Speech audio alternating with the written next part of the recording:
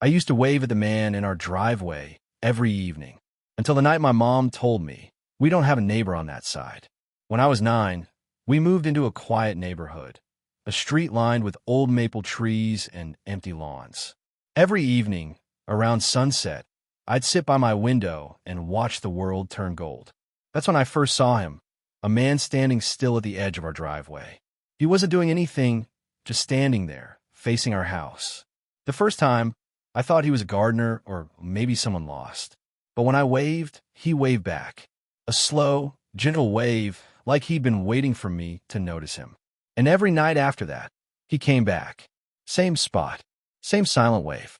But that night, he raised his hand before I even looked out the window, as if he already knew I was watching. The strangest thing wasn't that he waved back. It was that he never left, even when the sun went down. The first few nights, I thought maybe he was waiting for someone. Maybe he lived nearby and just liked the quiet. But then I noticed he only came when I looked out my window. If I waited until dark, he was there, always standing in the same spot, staring at our house. He didn't move, didn't turn his head, just stood still. One night, I told my mom about him. She looked out the window, but of course he was gone. She smiled and said, "Maybe it's just your imagination, honey." But when I looked again, I could still see him reflected in the glass. Even though outside, there was no one, that's when I realized the reflection was smiling back at me. I told myself it was just my mind playing tricks until I saw his reflection inside my room. The next few nights, I couldn't sleep. I kept waking up around the same time, 11:47 p.m. Every time, I'd find him there, in the same place at the end of the driveway. His posture never changed, not even once. But that night, something was different. The window glass caught a reflection that didn't make sense. I could see my bed, my curtains, and him, but his reflection wasn't outside. It was behind me. My breath froze. I turned slowly, and there was nothing, just my empty room. But the reflection still stood there, smiling. That's when the reflection lifted its hand and waved. I tried covering the window, but somehow I still saw him from inside my room. I pulled down the curtains, turned off every light, and hid under my blanket, trying to ignore that awful feeling. You know that feeling when someone's watching you in the dark. My heart wouldn't stop pounding. I could hear the faint creak of the floorboards, yet no one else was awake. Slowly, I peeked out from under the blanket. The curtain was moving, just a little, like someone was breathing behind it. I froze. Then I saw it, a shadow, long and thin, sliding across my wall. It wasn't mine. It came from the window side, and when I turned, the curtain was open. I thought hiding under the blanket would keep me safe. But that night, even the blanket couldn't protect me. I curled up under the blanket, trying not to breathe too loudly. Moonlight was slipping through the curtain edges, just enough to light up the room. Everything was quiet, until the curtains started glowing softly, like someone was standing right outside. Then I heard it creak. The floorboard near the window bent, as if a foot had stepped on it. My eyes peeked out from under the blanket, shaking, wide open, terrified. And then the blanket lifted. Not fast, not sudden, slow, like fingers were sliding underneath. My heart stopped when a pale, bare foot stepped into the moonlight. I froze, because whatever was standing there was now inside my room, and it was only one step away from my bed. I wanted to scream, but the moment I opened my mouth, he breathed in. The pale foot stopped right beside my bed. I didn't move. I didn't blink. I didn't even breathe. Then, I heard him exhale, a slow, shaky breath, right above me. My blanket trembled from the airflow.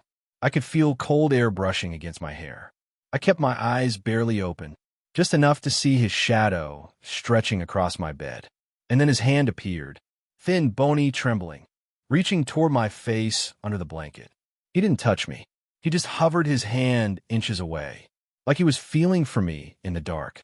And then he whispered my name. The moment he said my name, my body finally moved and I kicked the blanket off and rolled off the bed. I hit the floor hard, pain shooting through my shoulder. Behind me, the bed creaked. Not from me, from him stepping closer. I ran, bare feet slapping against the cold floor. The bedroom door felt miles away. I grabbed the handle and yanked it open. But just as I did, the lights flickered. For half a second, I saw him clearly. Tall, unnaturally thin, standing in the corner of my room, smiling without a mouth. The lights went out, and something slammed the door shut behind me that I wasn't in my room anymore.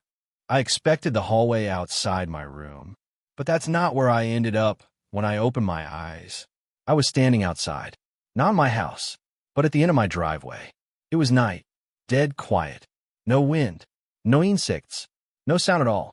My house stood behind me, dark and lifeless. Every light was off. That's when I noticed something wrong. There were footprints in the driveway. Bara footprints. They didn't lead away from the house. They led toward it. Slow, deliberate. And then I saw him, standing across the street, perfectly still, watching me like he'd been waiting, and this time, I knew running wouldn't save me. I finally understood something terrifying. He wasn't chasing me, that he never moved closer. Never rushed. Never tried to grab me. He just stood there, watching. That's when I realized I wasn't trapped with him. He was waiting for me. My head started hurting. Memories I didn't recognize began forcing their way in. I remembered standing in this same driveway before. Older, taller. I remembered looking at the house and seeing a child inside a bedroom window. A scared child, hiding under a blanket. My stomach dropped, because the boy in that window was me, and the thing across the street was what I'd become. I wish I could tell you the story ends there, but it doesn't. The man across the street didn't move closer. He didn't smile. He didn't wave. He simply faded, like fog when the sun rises. The next morning, my mother said I'd been standing at the window for hours, just staring outside, not blinking. We moved a few months later. New house, new street, new life. But sometimes, when I drive past quiet neighborhoods and see kids riding bikes alone, I slow down. I don't step onto the sidewalk. I don't cross the street. I just stand there, watching, waiting, and if a child ever waves at me first, I don't wave back, because I know how this story ends.